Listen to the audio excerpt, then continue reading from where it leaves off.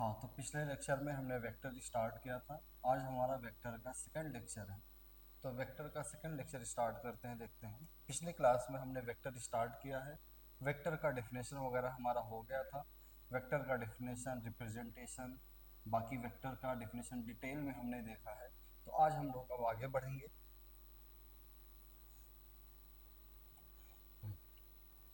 आज हम लोगों को स्टार्ट करना है। अगला टॉपिक अपना क्या है वेक्टर में? Angle between two vectors. यानी अगर हमारे पास में दो वेक्टर दिए जाए ना, तो दो वेक्टर्स में कैसे एंगल निकालेंगे, क्योंकि लाइन तो है नहीं कि उनके बीच का इंक्लिनेशन निकालने हमारा आंसर आ जाएगा। क्योंकि वेक्टर में हेड होता है, टेल होता है, तो उसका यूज करके हम लोग कैसे दो वेक्टर्स के बीच का एंगल निकालेंगे, अब हमें ये पढ़ना है। जैसे मैं कहूँ, हमारे पास में ये एक ए वेक्टर है और ये हमारे पास में एक दूसरा वेक्टर बी है। तो कभी भी दो वेक्टर के बीच में, जैसे ए और बी वेक्टर के बीच में, मैं क्या निकालना चाहता हूँ? एंगल। यानी मैं चाहता क्या हूँ ना, कि angle between a vector and b vector calculate करें। तो पहली बात, angle between a vector and b vector को मैं डिनोट कर सकता हूँ इस तरह से, a vector angle b vector. Angle between a and b vector को मैं इस तरह डिनोट करता हूँ। और ए और बी वेक्टर के बीच का एंगल निकालने का मेथड जो है ना, वो मेथड मैं बोल रहा हूँ, ध्यान से सुनेंगे। तो वो मेथड सुनने से पहले एक दो बातें बताएं, देखो। अच्छा, अगर मैं पूछूँ ये ए क्या है, तो तुम कहोगे सर ये ए वेक्टर है जिसका ये क्या है, हेड है। तो ये क्या है, ये कौन सा पॉइंट है? Head of a vector. ये कौन सा पॉइंट है? Tail of a vector. इसी तरह मैं कहूँ, ये हमारा पॉइंट है टेल ऑफ बी वेक्टर, और ये कौन सा पॉइंट है? Head of b vector. तो मैंने ए और बी दोनों वेक्टर के हेड और टेल का नोटेशन दिखा दिया है। अब ये मेथड क्या कहता है कि वेक्टर्स के बीच का एंगल निकालने का तरीका क्या है? कभी भी दो वेक्टर्स के बीच का एंगल निकालना हो ना, या तो दोनों वेक्टर के टेल को क्या करो, आपस में कोइंसाइड कर दो, या दोनों वेक्टर के हेड को क्या करो, आपस में कोइंसाइड कर दो। तो कभी भी दो वेक्टर के बीच का एंगल निकालना हो, तो दोनों वेक्टर के टेल को या दोनों वेक्टर के हेड को कोइंसाइड करें। और जब भी कोइंसाइड करोगे ना, तो एक छोटा एंगल बनेगा, दूसरा बड़ा एंगल बनेगा। तो कोइंसाइड करने पर जो छोटा वाला एंगल होगा, वही हमारा क्या हो जाएगा? दोनों वेक्टर्स के बीच का एंगल। दोबारा मैं बोलो क्या कह रहा हूँ। कभी भी दो वेक्टर के बीच का एंगल निकालना हो, तो उनके टेल और हेड को ध्यान से देख लो। फिर या तो एंगल निकालने के लिए दोनों वेक्टर के टेल को कोइंसाइड करो, या हेड को कोइंसाइड करो। टेल या हेड कोइंसाइड होने के बाद में जो स्मॉलर एंगल बनेगा, जो स्मॉलर इंक्लिनेशन या एंगल होगा उन दोनों वेक्टर के बीच में, वही वेक्टर के बीच का क्या हो जाएगा? एंगल। पहले मैं करके दिखाता हूँ। अच्छा बताना, इनको आपस में कोइंसाइड कैसे करेंगे? तो पिछली क्लास में हमने एक प्रॉपर्टी पढ़ा होगा वेक्टर का। क्या प्रॉपर्टी पढ़ा होगा? कि वेक्टर स्पेस में पूरे 3D में पैरेलल मूव करा सकते हैं। अगर किसी वेक्टर को, फ्री वेक्टर है, उसको स्पेस में पैरेलल मूव कराए ना, तो उसका कभी भी ना तो मैग्नीट्यूड चेंज हो रहा था, ना डायरेक्शन, यानी वो वेक्टर नहीं चेंज होगा। तो इसी तरह मैं क्या काम कर रहा हूँ, इस ए वेक्टर को मैं स्पेस में पैरेलल मूव करते हुए यहाँ पर ले आया। ये हमारे पास में ए वेक्टर। अब क्या करना है, या तो दोनों वेक्टर के टेल को कोइंसाइड कर दो, या दोनों वेक्टर के हेड को। तो मैं करता क्या क्या हूं ना, ए वेक्टर के टेल पर बी वेक्टर का टेल लाने जा रहा हूं, ध्यान देना। तो बी वेक्टर को उठाओ और पैरेलल मूव करते हुए ए वेक्टर का टेल और बी वेक्टर का टेल, यानी यहाँ पर दोनों मैंने क्या कर दिया? कोइंसाइड कर दिया। मैं पूछूं ये कौन सा पॉइंट है जो कोइंसाइड हुआ है? तुम कहोगे सर यही टेल ऑफ ए है, और यही क्या है? टेल ऑफ बी है। और इंक्लाइन कोइंसाइड करते ही ना दो एंगल बना, एक ये स्मॉलर एंगल और दूसरा ये लार्ज एंगल। लेकिन वेक्टर के बीच का एंगल कौन सा होता है? कौन सा इंक्लिनेशन होगा? जो स्मॉलर एंगल है ना, वही हमारा दोनों वेक्टर के बीच का क्या हो जाएगा? एंगल। क्या मैंने कहा? कभी भी वेक्टर के बीच का एंगल निकालना हो, दोनों के टेल को कोइंसाइड कर दो। कोइंसाइड करके जो स्मॉलर एंगल बनेगा ना, उसी स्मॉलर एंगल को हम लोग क्या नाम देते हैं? वेक्टर्स के बीच का एंगल कहेंगे। अब दूसरा तरीका भी मैंने क्या कहा है? दूसरा तरीका मैंने कहा है कि वेक्टर के क्या कोइंसाइड कर दें? हेड कोइंसाइड कर दें। तो ए वेक्टर को पैरेलल मूव कराते हुए मैंने लाके यहाँ रख दिया। अब क्या करो ना, बी वेक्टर को पैरेलल मूव इस तरह कराओ कि बी वेक्टर का हेड और ए वेक्टर का हेड दोनों आपस में क्या हो जाए? कोइंसाइड। तो बी वेक्टर को ऐसे उठाकर पैरेलल मूव करते हुए मैं इस तरह हिला के रख रहा हूं ना, कि देखो जो कोइंसाइड वाला पॉइंट है, यहाँ पर हेड ऑफ ए भी है हेड ऑफ बी भी है, और यहाँ पर दो एंगल बनेगा, एक ये स्मॉलर एंगल और दूसरा ये लार्ज एंगल। वेक्टर के बीच का एंगल कौन सा होगा? ये जो स्मॉलर एंगल थीटा बन रहा है ना, यही हमारे वेक्टर्स के बीच का एंगल हो जाएगा। यानी कभी भी वेक्टर के बीच का एंगल निकालना हो, दोनों के हेड या दोनों के टेल को कोइंसाइड कर दो। कोइंसाइड करके जो स्मॉलर एंगल इंक्लिनेशन होगा, जो स्मॉलर इंक्लिनेशन होगा वेक्टर्स के बीच में, वो भी वेक्टर के बीच का क्या हो जाएगा? एंगल। ये लाइन में लिख भी देता हूं, कोइंसाइड द टेल और head of both the vector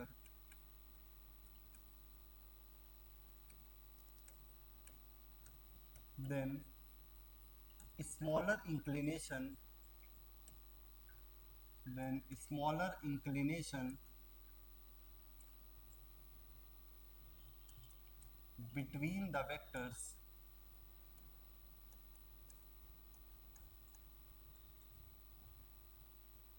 is angle between them। एक आखिरी बार सुन लें, फिर मैं आगे से न्यूमेरिकल करवाता हूँ। कभी भी वेक्टर के बीच का एंगल निकालना हो तो दोनों के टेल को या दोनों के हेड को आपस में कोइंसाइड कर दो। कोइंसाइड करके जो स्मॉलर इंक्लिनेशन होगा वही वेक्टर्स के बीच का क्या बनेगा? एंगल बनने वाला है। अब देखते रहना। यहाँ मैं एक बात और बताना चाहता हूँ, एक बात मैं और बताना चाह रहा हूँ, ध्यान देंगे सभी लोग। मैं पूछूं दो वेक्टर के बीच का मिनिमम एंगल कितना होगा, यानी जो हमारा थीटा है ना, दो वेक्टर के बीच का एंगल, वो कम से कम कितना हो सकता है? जरा सोच कर देखें। मैं ये चाहता हूं कि दो वेक्टर के बीच का एंगल जो मिनिमम कितना पॉसिबल है, जरा ये हम लोग सोच कर देखें। तो तुम कहोगे सर एक काम करिए, सोचते हैं, देखिए। अगर हमारे पास ये ए वेक्टर है और दूसरा वेक्टर बी, मैं किस तरह रखूं ना ताकि इनके बीच का एंगल क्या बने? मिनिमम। अब मिनिमम सुनते ही मेरे मन में आता है कि 0 डिग्री, तो हो सकता है क्या? तो जरा सोचो, अगर मैं बी वेक्टर को ए वेक्टर के अपोजिट डायरेक्शन में रख दूं, अब जरा इनके बीच का एंगल सोच के देखते हैं क्या होगा। तो तुम कहोगे सर अगर बी के टेल को उठाकर ए के टेल पे रखे ना, तो ये एंगल कितना बन जाएगा? 0 नहीं, 180 बनेगा। यानी सर अगर आपको मिनिमम एंगल चाहिए ना, तो वो अपोजिट डायरेक्शन में रखने पे तो नहीं बना है। मैंने सोचा चलो बी वेक्टर को मैं किस डायरेक्शन में रख देता हूँ? एक वेक्टर के पैरेलल, यानी ए वेक्टर के डायरेक्शन में रख दूं। अब देखो, जैसे तुम ले जाके ना ए वेक्टर के टेल और बी वेक्टर के टेल को इंसाइड करोगे, दोनों का डायरेक्शन सेम होगा, यानी दोनों के बीच का एंगल कितना बनकर आ जाएगा? 0। यानी तुम कह सकते हो दो वेक्टर के बीच का मिनिमम एंगल कितना? 0 डिग्री। अब मेरे मन में आया ना कि जैसे हमारे पास ये ए वेक्टर था, अगर मैं एंगल को थोड़ा बढ़ाऊं तो एंगल बढ़ गया क्या? हाँ सर, बी वेक्टर ये है तो एंगल हमारा बढ़ चुका है। थोड़ा वेक्टर को और रोटेट करो, एंगल बढ़ गया क्या? हाँ। ऐसे इंक्रीज करते करते मैंने बी वेक्टर को जस्ट अपोजिट कर दिया। अच्छा, अपोजिट करते कितना एंगल बन चुका है? 180 डिग्री। मन में आया जरा और रोटेट करके देखें क्या एंगल बढ़ेगा। तो रोटेशन करने के बाद अगला ये वेक्टर बनाना। अब देखो एंगल एक ये है, दूसरा ये। मैंने एंगल कौन सा कहा है? मैंने कहा जो स्मॉलर एंगल होगा वही वेक्टर का एंगल होगा। तो ये लार्ज वाला एंगल नहीं, स्मॉलर वाला है। और ये स्मॉलर एंगल जो है ना, वो 180 डिग्री से छोटा है। तो मुझे ऐसा फील हुआ ना कि वेक्टर के बीच का कम से कम एंगल कितना आया था? 0 डिग्री। और जब मैं एंगल इंक्रीज करना स्टार्ट करता हूँ ना, तो एंगल इंक्रीज होते होते जब वेक्टर अपोजिट डायरेक्शन में जा रहा है तो एंगल कितना हो जाता है? 180 डिग्री हो जाता है। फिर मैंने सोचा कि जरा और भी हम लोग हम लोग क्या करें, वेक्टर को और भी रोटेट करें। तो जैसे वेक्टर को 180 डिग्री रोटेशन से ज्यादा दिया ना, अब हमारा ये एंगल वेक्टर्स के बीच का एंगल नहीं होगा, ये वाला एंगल हो जाएगा, क्योंकि स्मॉलर एंगल हमेशा ढूंढना है। और अगर ये स्मॉलर एंगल हमारा वेक्टर के बीच का एंगल है, तो ये तो 180 डिग्री से भी कम है। तो हमारा मैक्सिमम एंगल कितना बनता हुआ दिख रहा है?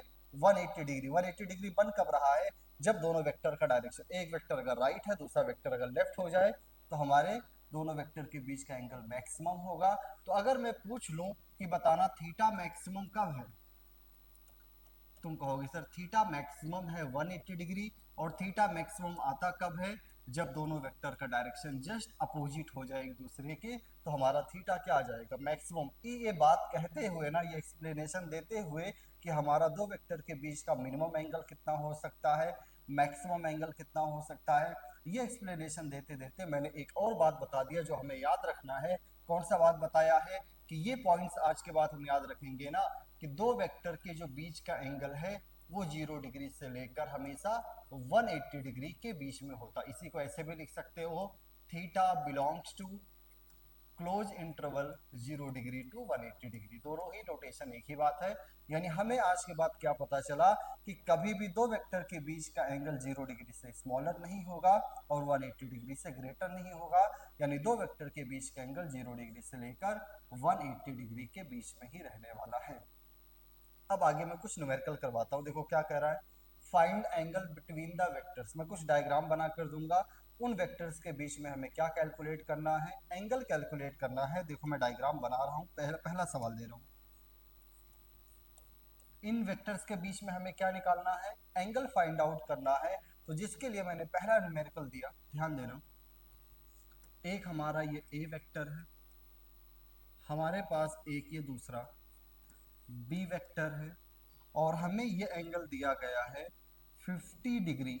मुझसे क्या पूछा हुआ है कि ए वेक्टर और बी वेक्टर के बीच का एंगल कैलकुलेट करो। देखो मैंने न्यूमेरिकल क्या दिया, एक हमारे पास ये ए वेक्टर, ये दूसरा बी वेक्टर है, और ए और बी ये इंक्लिनेशन मैंने कितना दिया 50 डिग्री। तो मैंने सवाल पूछा है कि इन वेक्टर्स के बीच में एंगल निकालो। तो जरा बताना, एंगल कभी भी निकालना हो तो क्या करते हैं, या तो दोनों के टेल को कोइंसाइड करेंगे या तो दोनों के हेड को कोइंसाइड करेंगे। तो हमारा क्या निकल कर आ जाएगा, दोनों वेक्टर के बीच का एंगल करके देखते हैं।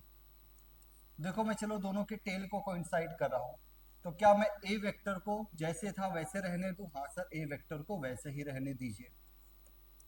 अब करिए क्या ना, बी वेक्टर को उठाइए और बी वेक्टर के टेल को ले जाके कहाँ को इंसाइड कर दीजिए, ए वेक्टर के टेल पे। क्या ये हमारा दोनों वेक्टर का टेल कोइंसाइड हो गया? हाँ। अब आप सर किसी तरह ये एंगल निकाल लीजिए ना, वही हमारा क्या हो जाएगा, दोनों वेक्टर के बीच का एंगल। जरा ध्यान देना, हमें 50 कौन दिया था, ये एंगल शायद हमें कितना दिया गया था 50 डिग्री। ये एंगल हमें कितना दिया हुआ है, 50 डिग्री दिया है। तो जरा ध्यान देना, अच्छा अगर वो एंगल 50 डिग्री है तो देखो, अगर ये एंगल 50 डिग्री है तो ये भी इंटीरियर एंगल है ना, अल्टरनेट इंटीरियर एंगल आपस में क्या होते हैं, इक्वल। तो वो 50 था तो ये भी कितना हो जाएगा 50, और ये हमारा थीटा जो है ना वही हमारे दोनों वेक्टर के बीच का एंगल है। तो अगर ये 50, ये एक स्ट्रेट लाइन के एक साइड का टोटल एंगल कितना 180, यानी तुम कहोगे सर थीटा प्लस 50 डिग्री को ऐड करने पर कितना आएगा, 180 डिग्री आने वाला है। या अगर मैं सॉल्व करूं तो सॉल्व करके हमारा वेक्टर्स के बीच का एंगल कितना निकल गया है, 130 डिग्री। कभी भी वेक्टर्स के बीच का एंगल फाइंड आउट करना हो, या तो वेक्टर को क्या करना, टेल को इंसाइड करना, या वेक्टर्स का हेड को इंसाइड करना। यहां मैंने वेक्टर का टेल को इंसाइड किया, सॉल्व करके हमारा दोनों वेक्टर के बीच का एंगल कितना निकल गया है, 130 डिग्री। ऐसे में अगर अगला न्यूमेरिकल दूं, अच्छा ऐसे में अगर एक न्यूमेरिकल और दूं, और एक क्वेश्चन और हम लोग ट्राई करते हैं। जैसे मैंने एक वेक्टर ये ए दे दिया, ये दूसरा वेक्टर मैंने बी दे दिया, और मैंने एंगल दिया है, ध्यान देना ये एंगल हमारा है 60 डिग्री। मैं पूछ रहा हूँ, मैंने ऐसे कोई भी एंगल दे दिया कितना है 60 डिग्री। तो जब भी क्वेश्चन दिया जाए वीडियो पॉज करो, वीडियो को रोको और एक बार जरा सोच के देखो कि इसका आंसर कितना बनेगा। तो मैंने कहा है कि कभी भी वेक्टर्स के बीच का एंगल निकालना हो ना, कभी भी वेक्टर्स के बीच का एंगल फाइंड आउट करना है तो क्या कर लेना, या तो दोनों का टेल को इंसाइड करना या तो दोनों का हेड को इंसाइड करना। अगर तुम ध्यान से देखो ना, तो यहाँ ए वेक्टर का हेड और बी वेक्टर का हेड दोनों पहले से ही कोइंसाइड है। अच्छा अगर वेक्टर के हेड पहले से कोइंसाइड है तो जो मिनिमम इंक्लिनेशन है वही क्या बनेगा, हमारा क्या बनने वाला है, वेक्टर्स के बीच का एंगल। तो देखो ये इंक्लिनेशन 60, तो ये इंक्लिनेशन 60 से ज्यादा आएगा ना, टोटल एंगल कंप्लीट एंगल कितना होता है 360। तो अगर ये 60 है तो ये कितना हो जाएगा 300। जबकि हमें एंगल कौन सा चाहिए, इंक्लिनेशन कौन सा चाहिए, स्मॉलर इंक्लिनेशन चाहिए। तो जरा बताना, angle between a vector and b vector, इसमें डायरेक्टली बिना कुछ किए हुए हमारा आंसर कितना आ गया। हमारा एम ही है ना या तो मैं दोनों वेक्टर के हेड कोइंसाइड कर दूं या तो दोनों वेक्टर के टेल कोइंसाइड कर दूं, तो हमारा क्या निकल कर आ जाता है, दोनों वेक्टर के बीच का एंगल निकलेगा। यहाँ पहले से ही दोनों वेक्टर का हेड कोइंसाइड है ना, और ये मुझे स्मॉलर एंगल भी दिख रहा है, तो यही क्या हो जाएगा, दोनों वेक्टर के बीच का एंगल बनने वाला है। जैसे मैं एक न्यूमेरिकल और दूं, थर्ड में कह रहा हूं करूं, ये हमारा हॉरिजॉन्टल डायरेक्शन है, ये हमारा वर्टिकल डायरेक्शन है। एक वेक्टर हमें दिया गया है, ए वेक्टर ये है, ए वेक्टर हमारा ये दिया गया है, और बी वेक्टर मुझे ये दिया गया है, सॉरी एक मिनट, ए वेक्टर मुझे वो दिया था, बी वेक्टर मुझे ये दिया गया था, और ये एंगल मुझे दिया गया है 60 डिग्री। देखो डायग्राम मैंने बना दिया, ये हमारा हॉरिजॉन्टल डायरेक्शन, यानी मेरे कहने का मतलब है ना, ये दोनों डायरेक्शन एक दूसरे के परपेंडिकुलर है। ए वेक्टर ऐसा बना है, बी वेक्टर इस तरह रिप्रेजेंट किया गया है। हॉरिजॉन्टल डायरेक्शन से ए वेक्टर का एंगल हमें कितना दिया हुआ है, 60 डिग्री दिया गया है। तो मुझसे पूछा ए और बी वेक्टर के बीच का क्या कैलकुलेट करो, एंगल। अच्छा, कभी भी एंगल निकालना हो, एक ही लाइन में बार बार बोल रहा हूँ, क्या करते हैं, या तो दोनों वेक्टर का टेल कोइंसाइड करेंगे या दोनों वेक्टर का हेड कोइंसाइड करेंगे। देखो मैं कर रहा हूँ, अगर हम लोग ध्यान से देखें ना, अगर ध्यान से देखा जाए तो इस पॉइंट पर, सॉरी, इस पॉइंट पर ए वेक्टर का क्या है, टेल, और बी वेक्टर का क्या, हेड। मैं क्या चाहूंगा, या तो दोनों का टेल हो या दोनों का हेड। ए को मत छेड़ो, ए को ऐसे रहने दो, और अगर मैं बी वेक्टर को ऐसे पैरेलली आगे शिफ्ट कर दूं, बी वेक्टर को पैरेलली अगर मैं ऐसे आगे शिफ्ट कर दूं, तो क्या अब यहाँ पर ए का भी टेल आ गया, बी का भी टेल आ गया, और ए और बी दोनों का जैसे कट, जैसे ए और बी दोनों का जैसे टेल आया ना, अब मैं क्या बता सकता हूँ, दोनों वेक्टर के बीच का एंगल। अच्छा बताना, दोनों वेक्टर के बीच का एंगल कौन होगा। तुम कहोगे सर ये एंगल जो है ना वो हमारा क्या रहेगा, दोनों वेक्टर के बीच का एंगल रहेगा। ध्यान देना, ये थीटा में निकालने की कोशिश करता हूँ, कैसे निकालेंगे। अच्छा एक बात और सुनो, एक इन्फॉर्मेशन और मुझे दिया गया था, मुझसे कह रहा था ना कि ये एंगल मुझे कितना दिया गया है, 25 डिग्री। हम लोगों को एक इन्फॉर्मेशन और दिया हुआ था, वो एंगल मुझे कितना दिया हुआ था, 25 डिग्री। अच्छा जरा ध्यान देना, मैं आंसर निकालने की कोशिश करूँ, थीटा। अच्छा ये 25, तो ये कितना, तुम कहोगे सर टोटल एंगल तो 90 है, तो अगर ये 25 है तो ये कितना बन जाएगा, 65 डिग्री। और अगर ध्यान दिया जाए ना, ये 65 डिग्री है, देखते रहना, ये अगर 65 डिग्री है तो ये vertically opposite angle, vertically opposite angle आपस में क्या होते हैं, इक्वल ना। तो वो 65 है तो ये भी कितना हो जाएगा, 65, और ये 65, तो ये कितना आ गया, ये छोटा सा एंगल कितना बनकर आया, 25 डिग्री। जरा डायग्राम देखकर बताओ थीटा टोटल कितना बना, तो तुम कहोगे सर थीटा आएगा 60 डिग्री प्लस, तो थीटा सॉल्व करके हमारा कितना आ गया, 85 डिग्री। यानी ए और बी वेक्टर के बीच का एंगल हमारा कितना बन चुका है, 85 डिग्री। अच्छा इन दो तीन सवालों में हमने क्या सीखा, कि कभी भी वेक्टर्स के बीच का एंगल कैलकुलेट करना हो तो क्या करना, दोनों के हेड को या दोनों के टेल को कोइंसाइड करना, ज्योमेट्री वगैरह का यूज करके आंसर निकालने की कोशिश करना। यहाँ पर आंसर ऐसा कुछ बनकर आ गया, ठीक है ना। अब आगे बढ़ते हैं, ध्यान देना। अगला एक सवाल और ये दिया हुआ डायग्राम बना है, मुझसे क्या कह रहा है, क्या करने के लिए कह रहा है, find angle between all the vectors. जितने भी वेक्टर्स है ना सभी के बीच का मुझे क्या कैलकुलेट करना है, एंगल कैलकुलेट करना। जरा ध्यान दो यहाँ कौन कौन सा वेक्टर है, अगर देखे ना तो एक तो यहाँ पी वेक्टर है, दूसरा क्यू वेक्टर है, और तीसरा क्या है, आर वेक्टर। डायग्राम अगर क्लियर नहीं दिख रहा मैं बना देता हूँ दोबारा से डायग्राम। ये मुझे पी वेक्टर कह रहा है, ये हमारा है क्यू वेक्टर, और ये हमसे कह रहा है, ये हमारा है आर वेक्टर। ये एंगल 90 दिया था, ये 30 दिया है, और ये 30, तो ये अपने आप कितना हो जाएगा, 60। ये एंगल्स मुझे ऐसे दिए हैं।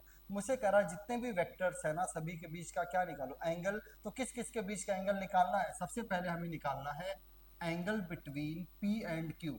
जितने हैं सबके बीच में निकालो, तो सबसे पहले मैं एंगल किसके बीच में निकालने जा रहा हूँ, पी और क्यू के बीच में। जरा देखो, ये हमारा p वेक्टर, ये q वेक्टर, कभी भी वेक्टर्स के बीच का एंगल निकालना हो क्या करते हैं, या तो दोनों का टेल कोइंसाइड करेंगे या दोनों का हेड कोइंसाइड करेंगे। तो जरा ध्यान देना, p वेक्टर को अगर मैं पैरेलली थोड़ा आगे से शिफ्ट कर दूं ना, तो यहाँ पर क्या हो जाएगा, p का भी टेल और q का टेल पहले से यहाँ पे था, तो यही एंगल हमारा क्या हो जाएगा, वेक्टर्स के बीच का एंगल। अच्छा ये 30, तो ये कितना हो जाएगा 180 माइनस, यानी P और Q के बीच का एंगल कितना बनकर आ गया 180 माइनस 30। सॉल्व करके हमारा आंसर कितना आ जाएगा 150 डिग्री।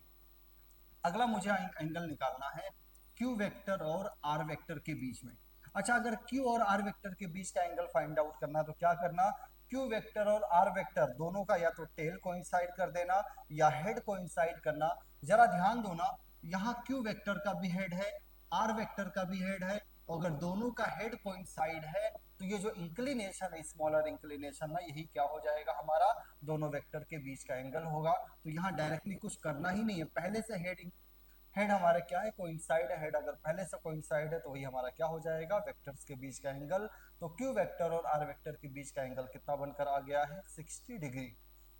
अगला हमसे पूछा हुआ है आर वेक्टर और पी वेक्टर। अच्छा, आर वेक्टर और पी वेक्टर के बीच का एंगल कैसे निकलेगा, तुम कहोगे सर या तो हम लोग आर और पी दोनों का टेल कोइंसाइड कर दें या आर वेक्टर और पी वेक्टर दोनों का हेड कोइंसाइड कर दें। तो ध्यान से अगर देखा जाए ना, तो यहाँ पे अगर ध्यान से देखा जाए तो इस पॉइंट पे आर का टेल भी है और पी का टेल है। जब आर और पी दोनों का टेल है तो वही जो स्मॉलर इंक्लिनेशन है वही हमारा क्या बन जाएगा दोनों वेक्टर्स के बीच का एंगल। तो क्या इस तरह मैंने यहाँ जितनी पॉसिबिलिटी था एंगल निकालने का वो सारा निकाल दिया।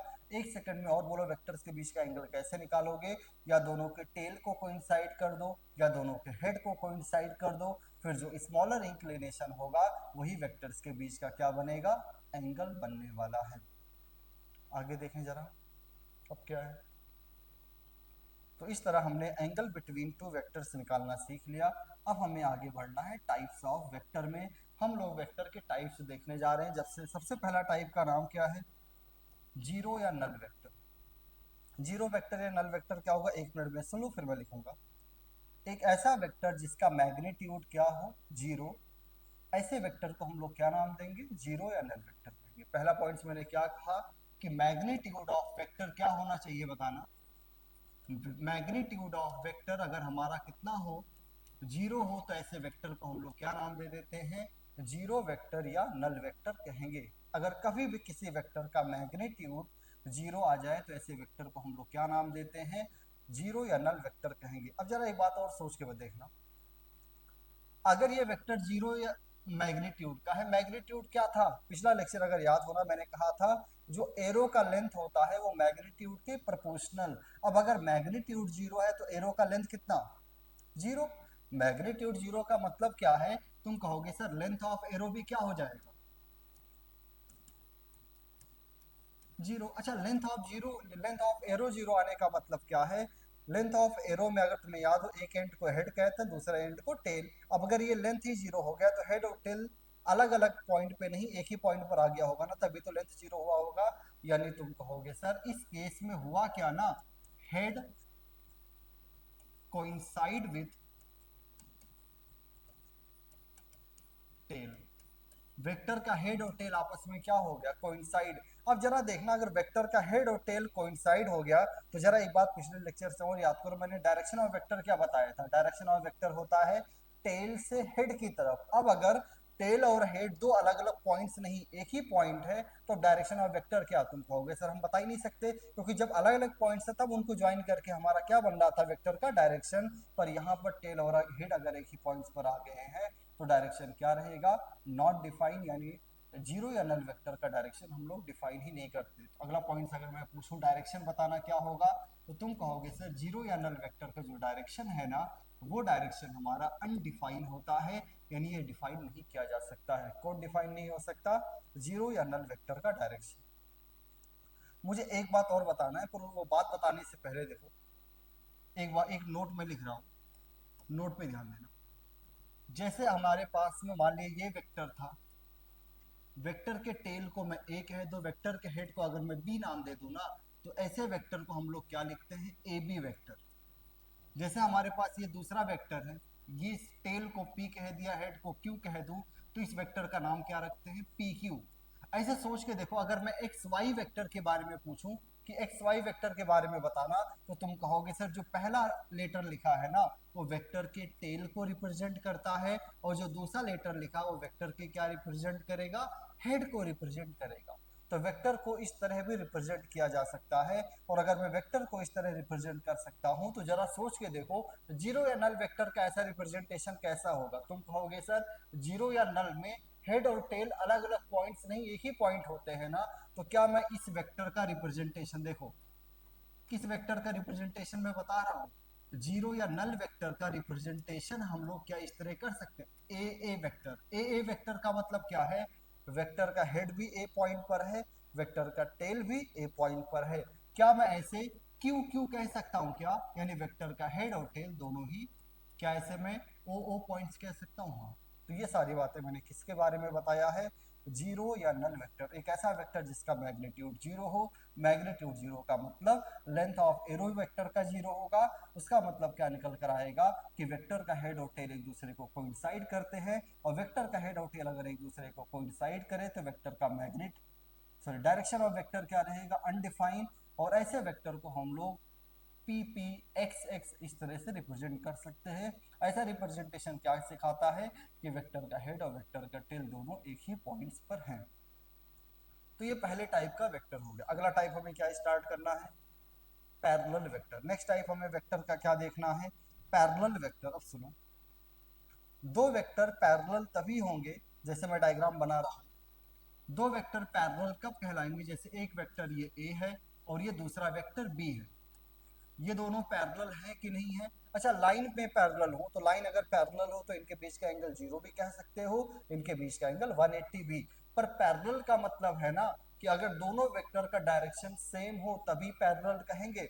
अगर डायरेक्शन अपोजिट हो गया तो उन्हें पैरेलल नहीं, एंटी पैरेलल वेक्टर हम लोग कहने लगते हैं। तो मैं पूछूं पैरेलल वेक्टर क्या होगा, तो अगर दोनों वेक्टर का क्या हो, डायरेक्शन सेम होना, तो ऐसे वेक्टर को हम लोग क्या नाम देंगे, पैरेलल वेक्टर कहेंगे।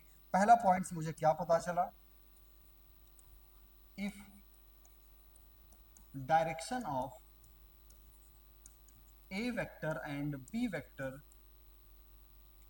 will be same, then they are said to be parallel vector. तो ऐसे वेक्टर को हम लोग क्या नाम देते हैं, पैरेलल वेक्टर कहेंगे। पहला पॉइंट्स मुझे पता चला पैरेलल वेक्टर का। अगला, अच्छा अगर ये दोनों वेक्टर पैरेलल हैं तो इनके बीच का एंगल, यानी मैं कह रहा हूं कि एंगल बताना पैरेलल वेक्टर के बीच का कितना होगा।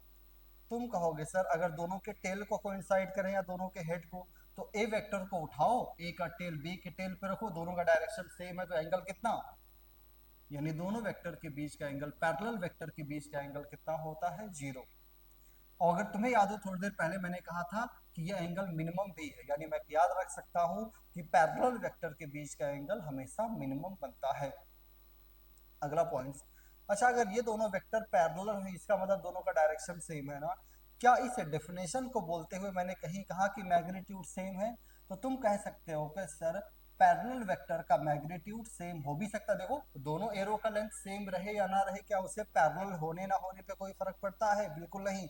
पैरेलल होने के लिए सिर्फ क्या रख होना चाहिए, डायरेक्शन सेम। तो अगर वेक्टर पैरेलल है तो दोनों का मैग्नीट्यूड सेम हो भी सकता है और सेम नहीं भी हो सकता है। तो मैं क्या कहूंगा, if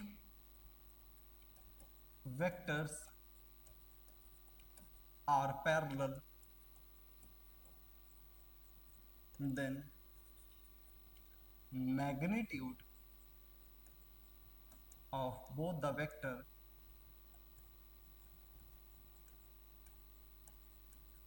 may or not be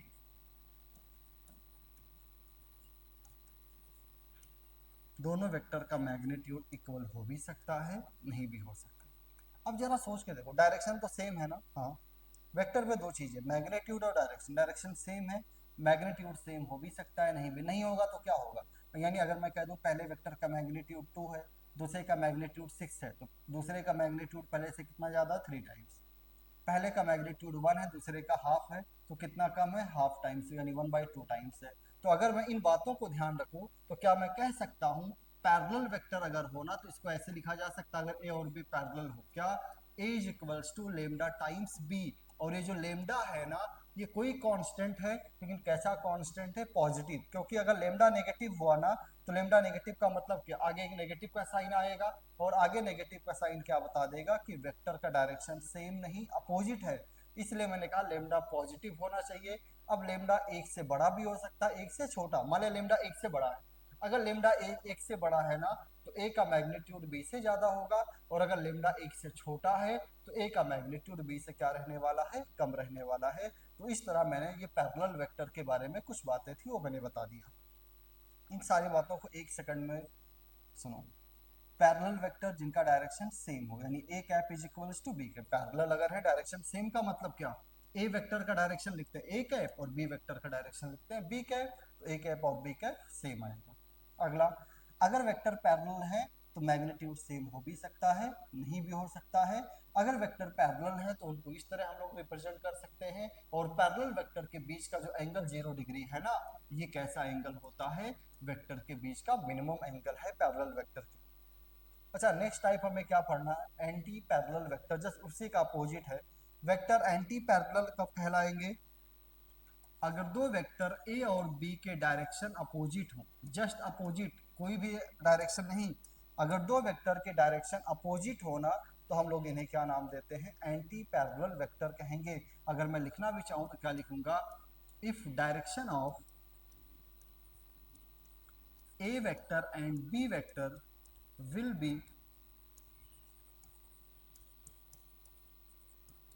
opposite to each other, then they are said to be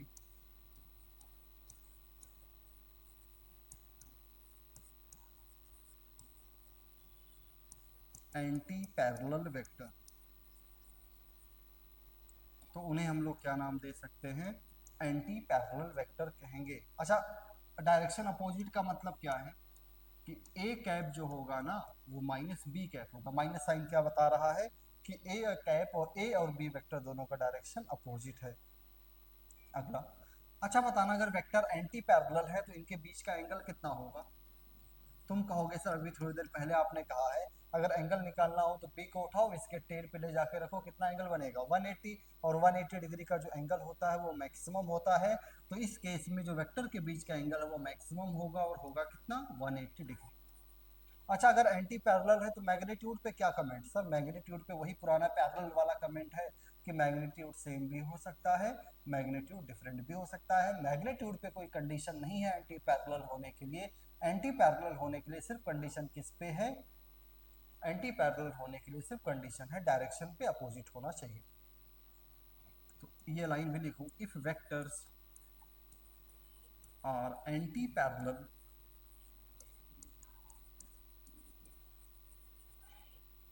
then their magnitude may or not be equal। यानी इन बातों को अगर मैं इक्वेशन में लिखूँ ना तो मैं कहूँगा a is equals to lambda times b होगा। पर इस बार confirm lambda less than zero. क्यों लेस देन जीरो? यानी नेगेटिव होगा। नेगेटिव साइन क्या बता रहा है? कि लेमडा नेगेटिव हमें ये बता रहा है ना, लेमडा जो नेगेटिव आई है मुझे ये बता रहा है कि ए और बी दोनों का डायरेक्शन क्या है? अपोजिट है। इतना क्लियर है? तो हमने तीन टाइप का देखा अभी तक, vector, zero vector, parallel, anti parallel. Next हमारे पास में क्या है? Collinear vector. अगला हमें एक आध लाइन किसके बारे में देखना है? कोलिनियर वेक्टर के बारे में देखना है। तो एक लाइन हम लोग कोलिनियर वेक्टर के बारे में सुनते हैं, ज्यादा कुछ नहीं। वेक्टर कोलिनियर तभी कहलाएंगे ना जब वो या तो पैरेलल हो या एंटी पैरेलल। क्या कह रहा हूं मैं? कोई भी दो वेक्टर अगर वो पैरेलल या एंटी पैरेलल है ना तो वो उसे क्या कहेंगे हम लोग? कोलिनियर। जैसे कोलिनियर लाइन पढ़ा होगा। कोलिनियर लाइन किसे कहते थे? जब वो एक दूसरे के ऊपर रखे जाए तो उसे कोलिनियर। यहाँ कोलिनियर का मतलब क्या है? वेक्टर पैरेलल या एंटी पैरेलल हो तो उन्हें हम लोग क्या नाम देते हैं? कोलिनियर वेक्टर कहेंगे। एक ही लाइन बस, यानी if two vectors a and b either parallel or anti-parallel either parallel or anti-parallel, then they are said to be collinear vector. यानी अगर कोलिनियर वेक्टर हैं तो वेक्टर्स के बीच का एंगल 0 डिग्री भी हो सकता है, 180 भी हो सकता है। कोलिनियर है तो डायरेक्शन सेम भी हो सकता है, अपोजिट भी हो सकता है। कोलिनियर है तो मैग्नीट्यूड सेम होने पे कोई कंडीशन नहीं है, सेम हो भी सकता है, डिफरेंट भी हो सकता है। अगर कोलिनियर है तो as equals to lambda times b होगा, लेमडा पॉजिटिव भी हो सकता है, नेगेटिव, यानी पैरेलल एंटी पैरेलल दोनों की बातें यहाँ पे ट्रू है। मैं वही सारी बातें घूम घूम कर लिख नहीं रहा हूँ, सिर्फ एक लाइन याद रखो, कोलिनियर के लिए कंडीशन है कि वेक्टर या तो पैरेलल हो या एंटी पैरेलल, तभी हम लोग क्या नाम देंगे, कोलिनियर कहेंगे, नहीं तो कोलिनियर नहीं कहने वाले हैं। तो वेक्टर के अभी तक मैंने 4 टाइप पढ़ा। पहला टाइप हमारे पास में वेक्टर क्या था, वेक्टर का पहला टाइप हम लोगों ने पढ़ा जीरो या नल वेक्टर। अगला था पैरेलल, नेक्स्ट हमारे पास था एंटी पैरेलल, और फोर्थ हमारे पास में कौन सा था, कोलिनियर वेक्टर। अब हम लोग वेक्टर के और भी टाइप्स हैं, अगले टाइप की तरफ आगे बढ़ें तो नेक्स्ट टाइप हमारे पास में क्या है, नेगेटिव या अपोजिट वेक्टर। अगले टाइप का वेक्टर हमारे पास में क्या है, नेगेटिव या अपोजिट वेक्टर किसे कहेंगे, तो नेगेटिव या अपोजिट वेक्टर सिंपल है, यानी मेरे कहने का मतलब है ना, अगर हमारे पास ये ए वेक्टर है तो किस वेक्टर को इसका नेगेटिव या अपोजिट कहेंगे, किसी वेक्टर को भी नहीं, ए वेक्टर को जस्ट उल्टा कर दें। अच्छा सर ए को ना नहीं उल्टा करे, कोई दूसरा वेक्टर लाए ए के उल्टे, ए के अपोजिट में रख दें, क्या वो नेगेटिव होगा, वो हो भी सकता है नहीं भी, कब वो होगा, नेगेटिव वेक्टर होने के लिए। देखो एंटी पैरेलल के लिए कंडीशन क्या था कि सिर्फ डायरेक्शन अपोजिट हो, नेगेटिव वेक्टर होने के लिए दो कंडीशन है कि डायरेक्शन भी अपोजिट होना चाहिए और दोनों का मैग्नीट्यूड भी क्या होना चाहिए, सेम। इसलिए मैं कहता हूं ना, ए वेक्टर को जब मैं अपोजिट डायरेक्शन में करूंगा ना, तभी ए वेक्टर का ये दूसरा वेक्टर क्या कहलाएगा, नेगेटिव वेक्टर कहलाएगा। तो ए वेक्टर के नेगेटिव वेक्टर को हम लोग रिप्रेजेंट करते हैं माइनस ए से, और दोनों का डायरेक्शन क्या होगा, अपोजिट होगा, और नेगेटिव वेक्टर और मेन वेक्टर दोनों का मैग्नीट्यूड क्या रहेगा, सेम। तो नेगेटिव वेक्टर क्या एंटी पैरेलल है, हाँ सर डायरेक्शन अपोजिट है तो है, पर नेगेटिव में एक कंडीशन है या दो, दो कंडीशन, क्या कि दोनों का डायरेक्शन भी अपोजिट होना चाहिए और दोनों वेक्टर के मैग्नीट्यूड भी क्या होने चाहिए, same.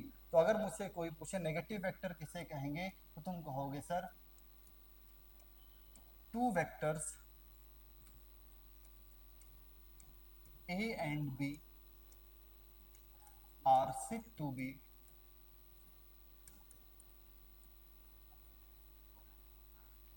negative vector if their magnitude are equal and directions are opposite। यानी मेरे कहने का मतलब है ना, a cap is equals to minus b cap हो, और क्या हो, और magnitude of a is equals to क्या होना चाहिए, magnitude of B.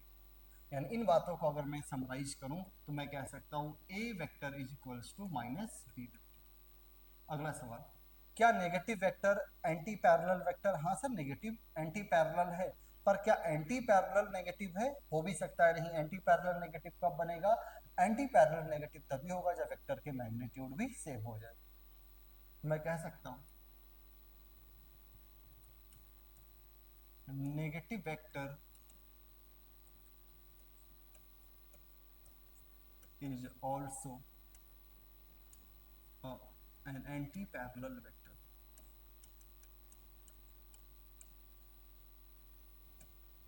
Negative vector also क्या है, एंटी पैरेलल वेक्टर से। अब अगर negative vector anti parallel vector है तो नेगेटिव वेक्टर्स के बीच का एंगल कितना होगा सर, जो एंटी पैरेलल के बीच का एंगल था, एंटी पैरेलल के बीच का एंगल कितना 180, तो नेगेटिव वेक्टर्स के बीच का एंगल भी कितना 180। तो angle between vector and it's negative vector, angle between vectors and its negative vectors will be 180 degree. हाँ इसको भी मैं a is equals to lambda times b में लिख सकता हूँ, पर इस केस में लेमडा कन्फर्म कितना है, माइनस। नेगेटिव वेक्टर के केस में लेमडा कन्फर्म कितना होता है, -1 होगा। तो नेक्स्ट टाइप हमारा होगा नेगेटिव या अपोजिट वेक्टर। अगले टाइप का वेक्टर हमारे पास में क्या, को इनिशियल वेक्टर। किस टाइप के वेक्टर को को इनिशियल कहेंगे, तो वेक्टर में दो चीजें होती है, हेड होता है, टेल होता है। तो अगर सभी वेक्टर का टेल एक ही पॉइंट पर होना, जितने भी वेक्टर हमारे प्लेन में या स्पेस में है ना, स्पेस में प्रेजेंट सभी वेक्टर का टेल या जिन जिन वेक्टर का टेल एक ही पॉइंट्स पर होगा ना, उन वेक्टर्स को हम लोग क्या नाम देते हैं, सॉरी, को इनिशियल वेक्टर। इसको मैं ऐसे भी कह सकता हूँ, अगर सभी वेक्टर एक ही पॉइंट से ओरिजिनेट हो, सभी वेक्टर एक ही पॉइंट से अगर ओरिजिनेट होना, यानी सभी का टेल एक ही पॉइंट्स पर हो, तो इन सारे वेक्टर को हम लोग क्या नाम देते हैं, को initial vector. Vectors are said to be को initial vector. Vectors are said to be co-initial vectors if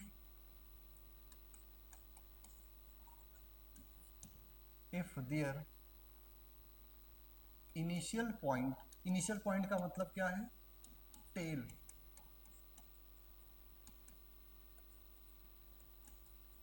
will be same। यानी अगर मैं डायग्राम बनाऊं, तो ऐसे जितने भी वेक्टर है ना, सभी का टेल एक ही जगह पर रहेगा।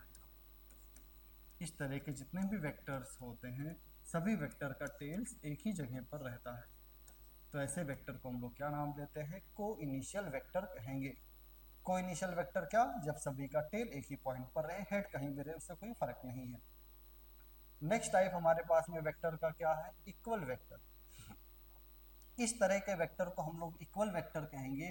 तो इक्वल वेक्टर का डेफिनेशन है ना, दो वेक्टर को हम लोग तभी इक्वल वेक्टर कह सकते हैं जब दोनों वेक्टर का मैग्नीट्यूड भी सेम हो और दोनों वेक्टर का डायरेक्शन भी सेम हो। नेगेटिव क्या था, दोनों का मैग्नीट्यूड सेम हो, डायरेक्शन अपोजिट हो, तब नेगेटिव कह रहे थे। इक्वल के लिए दोनों का मैग्नीट्यूड भी सेम हो, दोनों का डायरेक्शन भी सेम हो। हाँ, बहुत सारे लाइन बुक्स में एक लाइन लिखा होता है कि वेक्टर के इक्वल होने के लिए दोनों वेक्टर सेम फिजिकल क्वांटिटी को रिप्रेजेंट करें। मैं कह रहा हूँ ये लाइन बोलने की जरूरत नहीं है, क्यों, क्योंकि मैंने कहा मैग्नीट्यूड सेम होना चाहिए। अच्छा बताना मैग्नीट्यूड सेम कब होगा, मैग्नीट्यूड में मैंने बताया ना दो चीजें होती है, न्यूमेरिकल वैल्यू होता है और यूनिट होता है। अब अगर मैग्नीट्यूड सेम है तो पक्का न्यूमेरिकल वैल्यू भी सेम होगा और यूनिट भी क्या रहेगा, सेम। और यूनिट अगर सेम है तो पक्का दोनों क्या बताएंगे, सेम फिजिकल क्वांटिटी को ही रिप्रेजेंट करेंगे। इसलिए कहने की जरूरत ही नहीं है कि दोनों वेक्टर इक्वल होने के लिए सेम फिजिकल क्वांटिटी को रिप्रेजेंट करें। हाँ, दोनों सेम को करेंगे तभी मैग्नीट्यूड इक्वल होगा। तो मैग्नीट्यूड इक्वल कह के ना वो लाइन अपने आप हो जाएगा कि दोनों सेम फिजिकल क्वांटिटी को रिप्रेजेंट करेंगे। तो मैं इस बात को क्या लिखूंगा, देखो अगला हमारा है two vectors a and b, two vectors a and b are said to be equal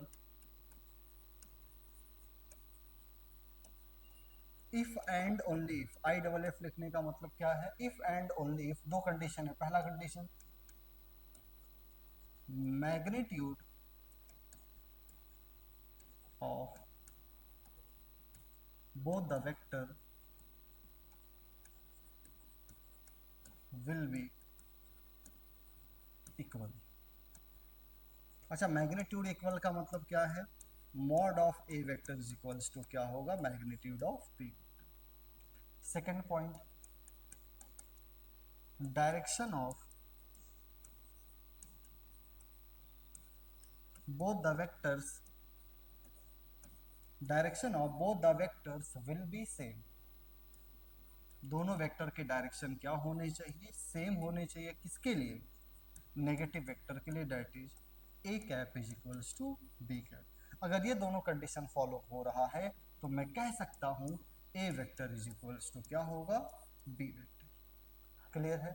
तो इस तरह अभी तक मैंने वेक्टर के 7 टाइप पढ़े। कौन कौन से, पहला था जीरो वेक्टर, दूसरा था parallel, anti parallel, collinear, opposite या नेगेटिव वेक्टर, को इनिशियल वेक्टर, और सातवां हमने कौन सा पढ़ा है, सातों हमने पढ़ा इक्वल वेक्टर। एक लास्ट टाइप का वेक्टर हम पढ़ने जा रहे हैं जिसे हम लोग क्या नाम देते हैं, यूनिट वेक्टर कहेंगे। वेक्टर का लास्ट टाइप हम लोग क्या देखने जा रहे हैं, यूनिट वेक्टर क्या होता है, जरा इस बात पर भी हम लोग ध्यान दें। यूनिट वेक्टर हम कहते हैं अगर कभी भी किसी भी वेक्टर का मैग्नीट्यूड 1 हो जाए तो ऐसे वेक्टर को क्या नाम देते हैं, यूनिट वेक्टर। यानी एक लाइन मैंने क्या बोला, if magnitude of a vector, if magnitude of a vector becomes 1,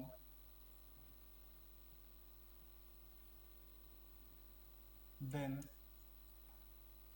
it is said to be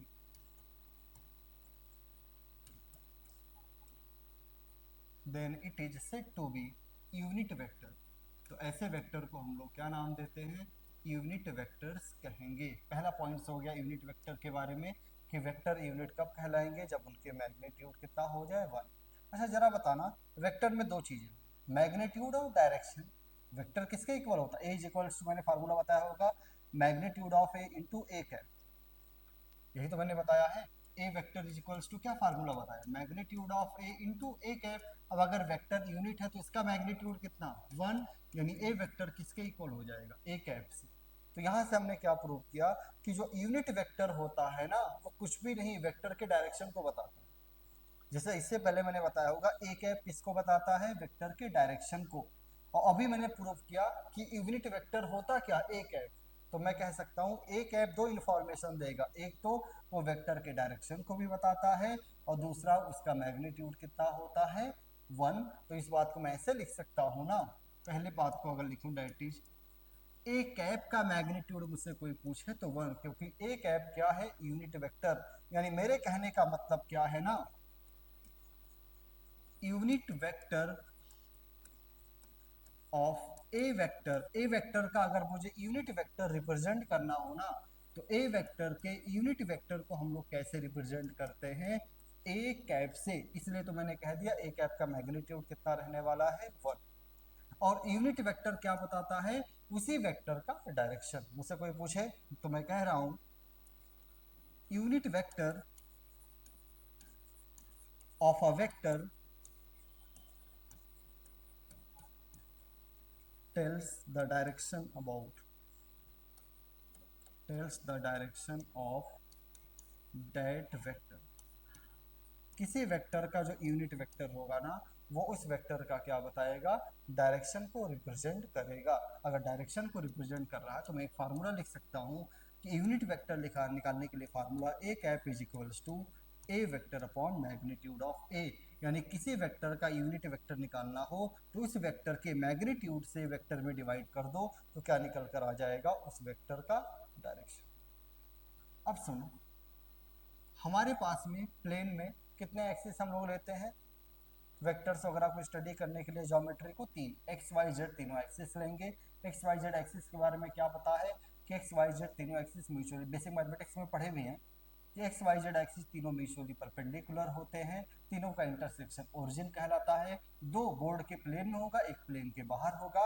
x y z axis को कंसीडर कैसे करते हैं, एंटी क्लॉकवाइज में, यानी एक्स किसी को भी कहो ना वाई उसके एंटी क्लॉकवाइज रहेगा और जेड वाई के एंटी क्लॉकवाइज में रहेगा। इसे मैं बनाकर दिखाऊं, ये मैंने कार्टेशियन सिस्टम के एक्सिस बना रहा हूं, ये दो प्लेन में होंगे,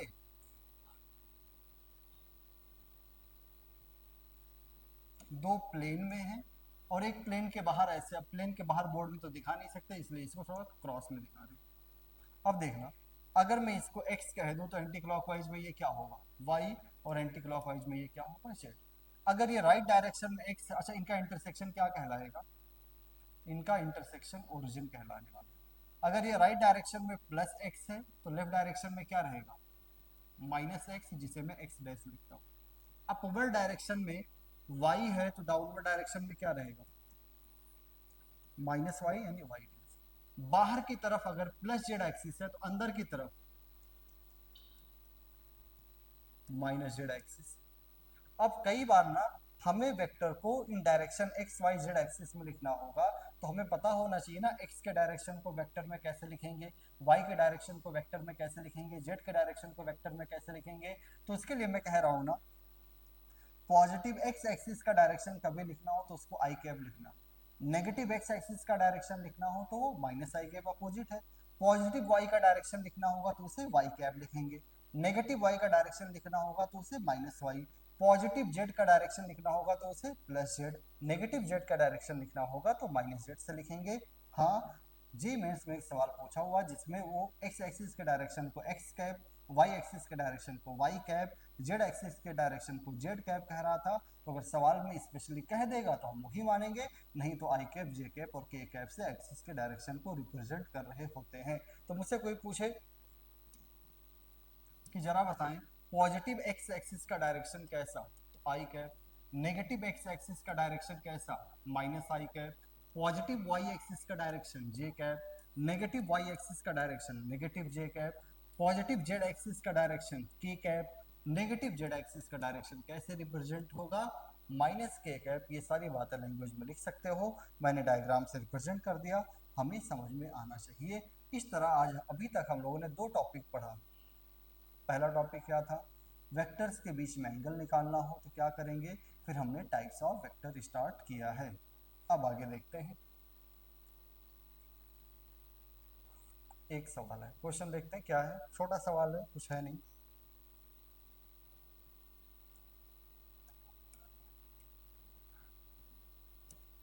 क्वेश्चन देखिए, कह रहा ये डायग्राम बनाओ, इसको देखकर उन ऑप्शन को चेक करना कौन सा करेक्ट है कौन सा इनकरेक्ट। क्या कह रहा है कि a and C are parallel, कह रहा है डायग्राम देख के बताओ ए वेक्टर और सी वेक्टर एक दूसरे के पैरेलल हैं। जरा देखो, ए वेक्टर का डायरेक्शन भी राइट में, B vector sorry C vector का डायरेक्शन भी राइट में, तो क्या ए और सी पैरेलल है? हाँ सर, अगर डायरेक्शन सेम हो तो वेक्टर पैरेलल होते हैं, तो पहला ऑप्शन करेक्ट है। Second, A and C, A और सी और B and C are anti parallel, कह रहा ए और सी एंटी पैरेलल है क्या? नहीं, ए और सी पैरेलल है।